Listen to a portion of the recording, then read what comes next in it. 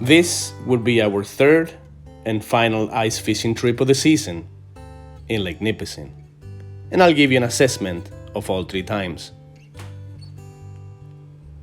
For the last month and a half, it has been bitter cold, and with 25 inches of ice, we feel very confident about driving on frozen water right now. My friend Mike and I got there a day earlier than expected, and the rest of the crew joined us the very next day. Everybody's just getting in, fixing things up.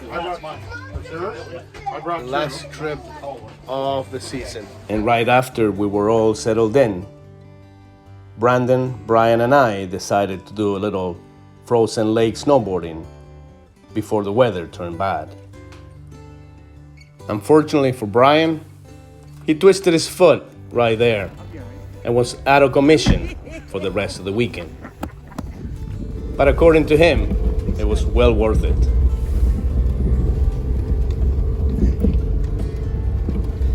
Yeah, buddy. His son Brandon, he was just a natural. He's still good, he's still good. Oh, man down. By the time it was my turn, my good buddy Mike, he tried to kill me.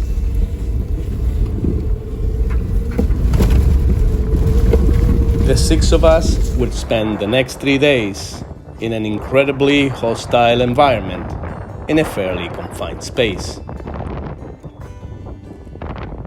So you better be passionate as to why you are there in the first place. For me, personally, it isn't about the fishing as much as it is about the friendship, as much as it is about disconnecting from this crazy world. It is an opportunity to try something new every time I get a chance. And it is also a time to make great memories that will last a lifetime. In this particular trip, young Brandon was on fire with about a dozen fish, followed by Mike with 6 or 7, and the rest of us only managed one fish in 3 days. Pipe. It's a keeper, Walter. It's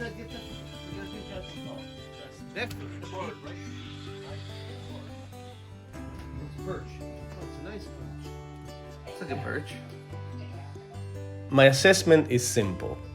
On our first outing to Lake Nipissing, I believe it was opening weekend or first ice, from January 4th to the 7th. The ice wasn't strong enough to drill holes inside the huts, so we had to fish outside the whole time, which kind of sucked since we weren't fully prepared. But we made the best of it, and for the next day and a half, we had a great time until the bad weather moved in. We even had a DJ that blasted the tunes for the whole lake.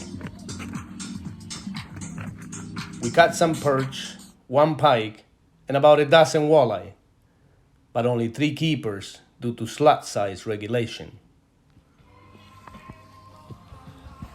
It's been snowing most of the day. It's about -2, -3, so it's not bad. It's a gorgeous day, beautiful.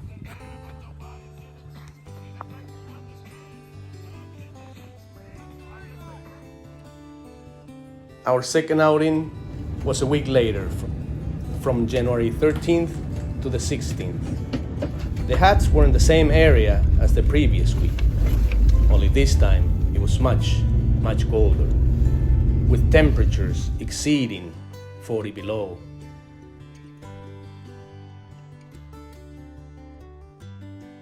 Fishing this time was even slower than the first week, with 4 or 5 perch, 2 pike, and only 1 keeper walleye for 6 guys in 3 days. And this clusterfuck coming up was the fishing highlight of the weekend. Can't have a fishing trip without a wild story, and this was it. We had dropped the rod down one of the holes about an hour earlier. We thought it was one of us just tipped it, when in reality what had happened was that a big pike had taken the line and the rod with him. I got the rod! Then got tangled up with Bucky's line, and this is what happened next.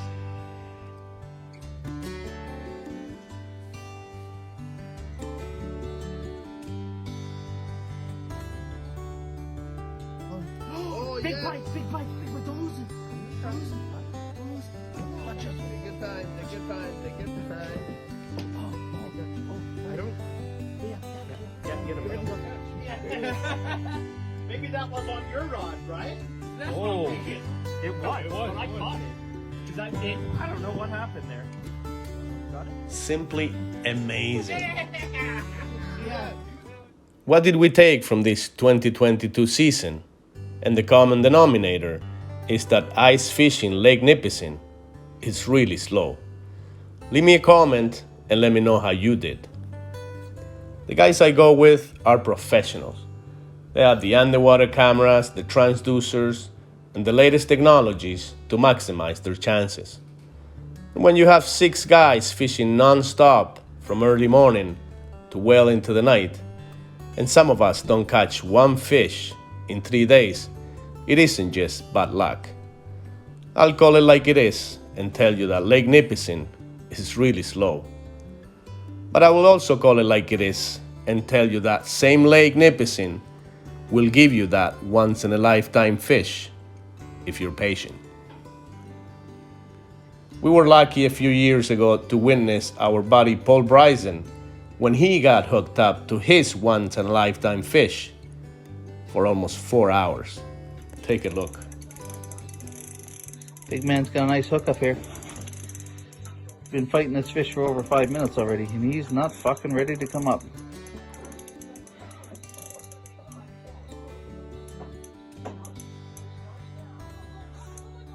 Turned around, he's belly up. Can't believe we've been fighting this fish over 45 over 45 minutes, man. So are we coming back to Lake Nipissing in the future? Absolutely. Because ultimately, the fishing part is just a bonus. We might not come 3 times next season and explore other places.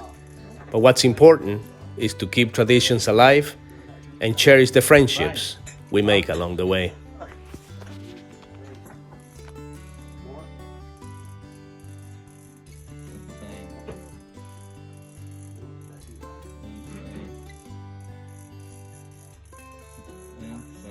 Look at this. Oh. This is what somebody might say, unbelievable. Unbelievable.